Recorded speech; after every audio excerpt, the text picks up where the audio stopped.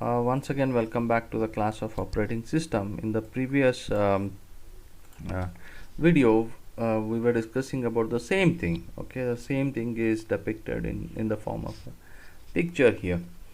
So you can see here. So a process is loaded into the memory. Okay, so load M.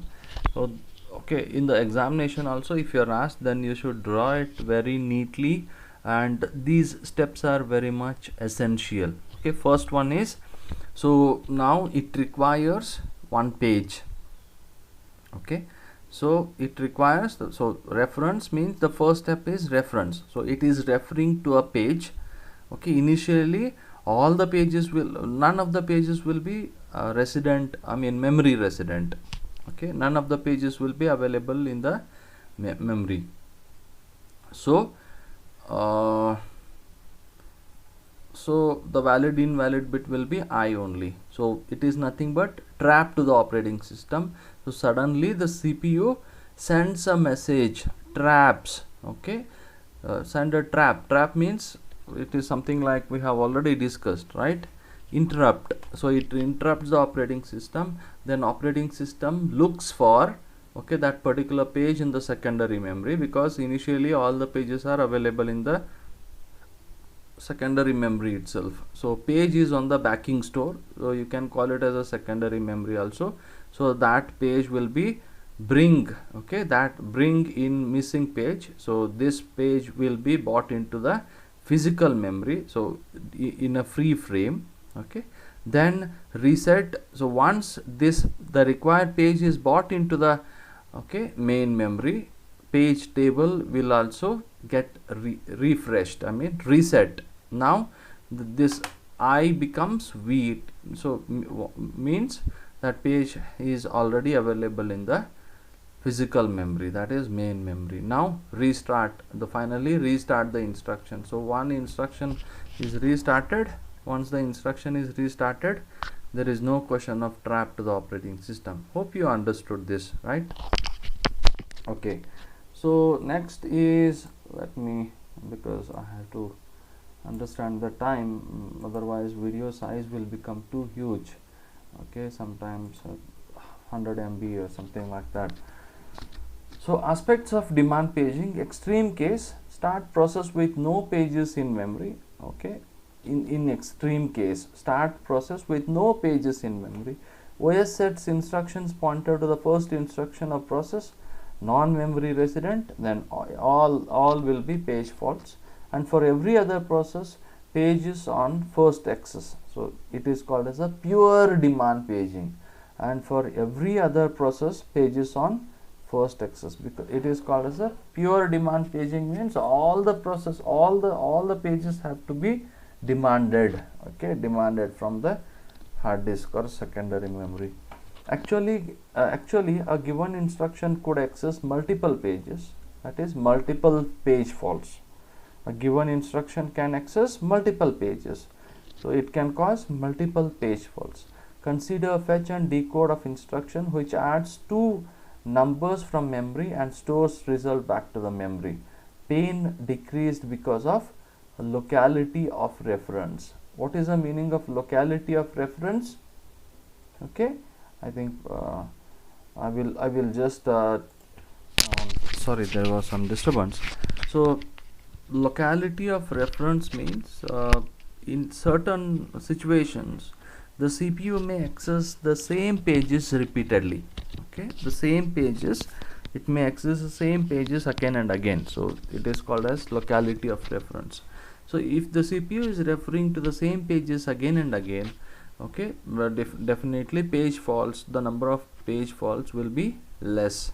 Hardware support needed for demand paging is page table with valid and invalid bit, secondary memory or backing store, then instructions restart. So to restart the instruction again, you require some sort of hardware.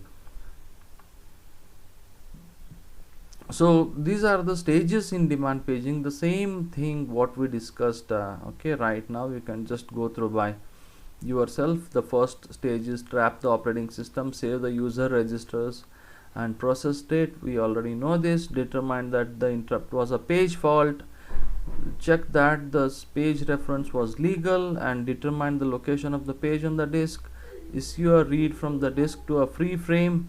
Okay, so the same thing what we discussed, but it is in bit detail, so you can just go through. So performance of demand paging, three major activities. The first one is service the interrupt. Okay, the first one is service the interrupt. Careful coding means just several hundred instructions needed. Service the interrupt means whenever okay, the CPU doesn't get a particular page in memory, so it interrupts the operating system. So operating system has to serve that interrupt. So the first thing, read the pages. Okay, because you have to find exactly where that page is located in the memory, then you have to bring it in. Then before that you have to find a free frame, then okay, then you have to bring it, then again restart the process. So again just a small amount of time. So these are the three major activities. Then page fault rate, it varies from 0 to 1. So okay, small p, it indicates page fault rate. If p is equal to 0 means absolutely no page faults. So whatever pages, okay, whatever pages the CPU is referring, all of them are available in the memory. So if that is the case, then p is equal to 0. If p is equal to 1 means every reference is a fault. So initially for all the pages, okay, p is equal to 1 because none of the pages will be available in the memory.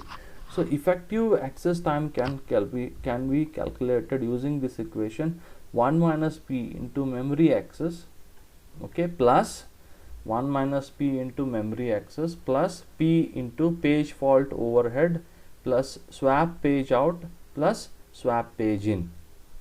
The same thing. Okay, one is 1 minus p is what? Okay, page fault, okay, rate, page fault rate.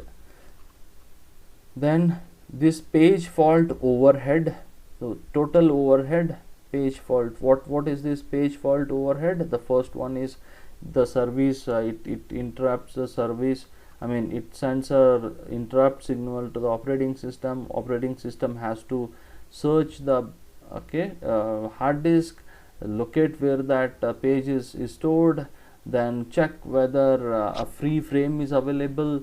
Okay, if the page frame is available, then you have to bring it, so swap page in, okay, then this is another time, then swap page out, this is another. So if none of the frames are free, then you have to swap one page out, then you have to swap. So all these together.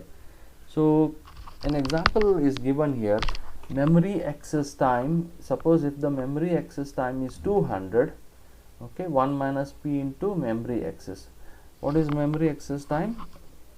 What is memory access time? The time required to access one word from the memory. Okay, one word. Suppose if it is 200 nanoseconds, suppose if it is 200 nanoseconds, then average page fault service time is 8 milliseconds. So as per the equation, 1 minus p into 200 plus p into, so you could 1 minus p into memory access time is 200, so plus p into this whole is what is this? This whole time is 8 milliseconds. So average page fault service is 8 milliseconds. Okay, so 1 minus p into 200 plus p into 8 milliseconds. So suppose if p is equal to 0, if p is equal to 0 means, imagine there are no page faults itself. So 1 minus 0, so if p is equal to 0 means 1 minus 0 is equal to 1 into 200 is 200 plus p into, okay, 7 what is this? It is 8 million. So in 8 millions 200 is removed. So what is this 200? It is a, what is this? Memory access time. So they have deducted 200 from this 8 million, so it becomes, okay, what is that? 7 million 99,000, sorry, 9,99,800, 9,99,800. Why they have removed 200? Because memory access time is not required here. Okay, when there is no question of page, you don't have to access it. Okay, so that is why 200 is removed here. Just imagine, okay, if one access out of, so here what is p is equal to 0 here, so totally it becomes 0 into 79 lakhs 99,800. so 0 into 79 lakhs is 0 only, so finally it remains 200 only. So if p is equal to 0, means effective access time will be 200 nanoseconds itself. Just imagine, if one access out of 1000 causes a page fault, then EAT is equal to 8.2 microseconds. If one access out of 1000 page, okay, 1000 accesses causes a page fault, then EAT is equal to 8.2 microseconds. So this is a slowdown by a factor of 40. Just imagine, out of 1000 memory accesses, for a single page fault, your system will be slowed down by 40%. Okay, 40 times. So if you want the performance degradation by less than 10%, so here it is 40%. So if you want the performance degradation is less than 10%, so this p value should be 0.000002, that is one page fault in every 4 lakhs memory accesses. Just try to imagine, there should be only one page fault in every 4 lakh memory accesses. If that is the case, then your system will have, your system's performance degradation will be less than 10%. We'll continue in the next class, next video. Thank you.